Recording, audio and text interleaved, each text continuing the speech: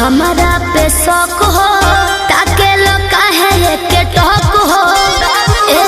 झूठो के करे लो हमारा पे शौक हो ताके लो काहे के टोक हो केहू बाटे तोहर यार सक पटवा हमार लागे अभियो तू करेलू केहू से प्यार लागे अभियो तू करेलू सच कैसे बताई सीने चिर के देखाई नहीं बत पोतिया लगे ककरिया हो खाई जोनी लड़की बुझो हमके चालो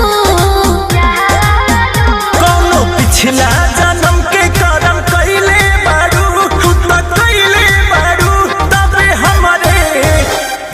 हमरे नियन मरद पइले बारू तबे हमरे नियन मरद पइले बारू पिछला जन्म के करम